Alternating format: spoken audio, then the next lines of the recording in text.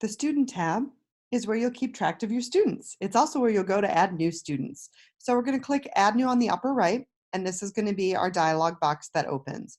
We're going to type the student name, username, whatever you have set for your studio, as well as then setting their password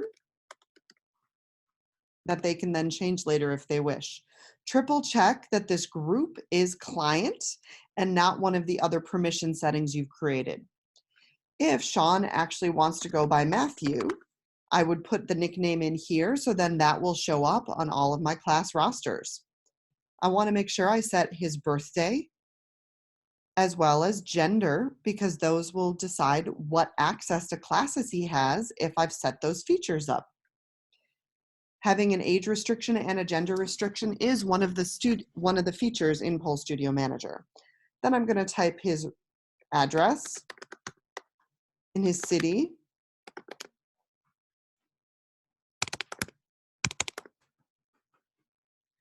his phone. You'll notice that the software automatically removes any parentheses or dates or dashes that I type in. It won't allow them and auto corrects it. Then I'm going to put the name of his emergency contact. I can designate if this primary phone was a cell phone or something else. I can then add an email.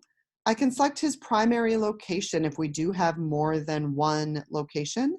Also, this is really helpful because this will show that schedule first to them. It will also show that as their primary bank account.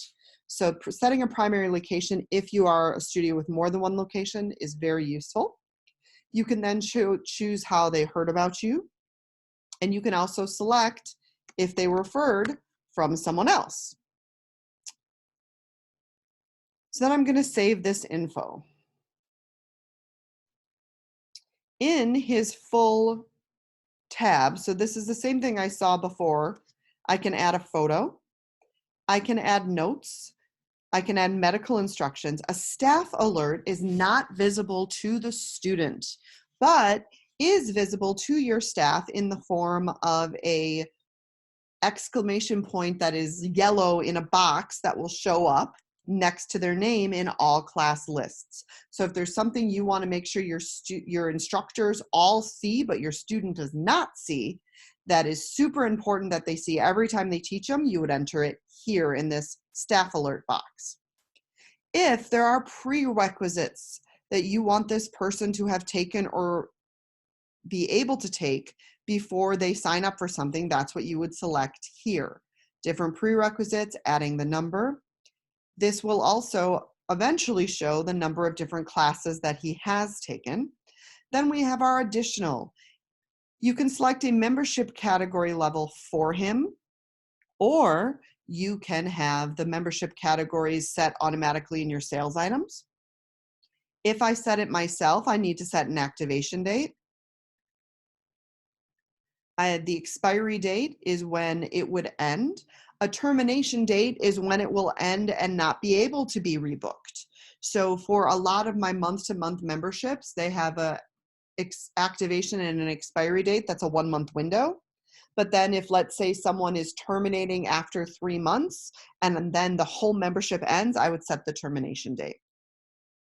There are different things here if you want to color coordinate or set their registration date to a different date other than when they first created their account. You can lock different aspects of their account. You can set tuition, you can set pricing levels. Most of those things I personally don't use, but I do use this categories all the time. One of the phenomenal features about Pole Studio Manager is you can actually have multiple different membership categories set at one time, and the computer will actually actively track them for you, basically, and it makes life so much easier. So I really love the categories because that gives them access to discounts. Once a student is registered for classes, you'll see this information here. You can also add them to a class here. This is one of the places to add them to a class, and selecting the different seasons and the class that you want.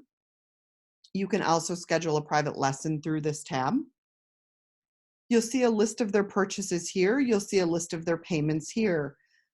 Payments on the bottom, things they've been charged on the top. Depending on how you've set up your totals, you'll see everything up at the top of their profile here.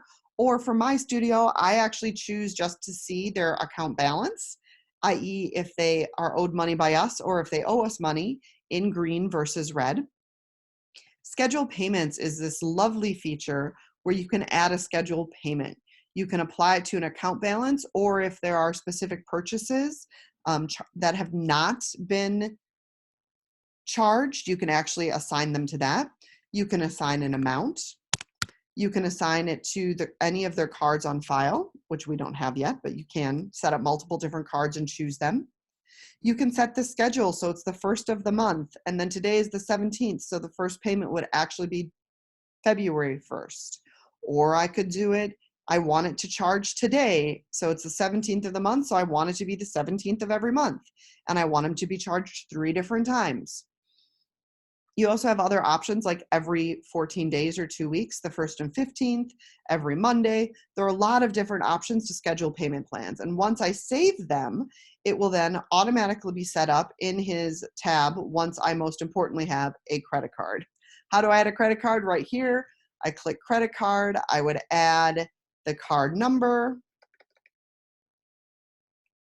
and then I would save it. If they have signed any waivers, this is where the waivers would be going in. You can also email them a request to sign a waiver. If you have a message history with them, i.e. they've been sent emails, it'll be here. And you can also log call history here to track what is going on with your students. So those are a bunch of the features from the student account page. Then once I'm here, I can also access different parts of it by clicking on the name. And you can see here, it brings up a lot of those things. So I can actually skip the click and go right to what I want to see.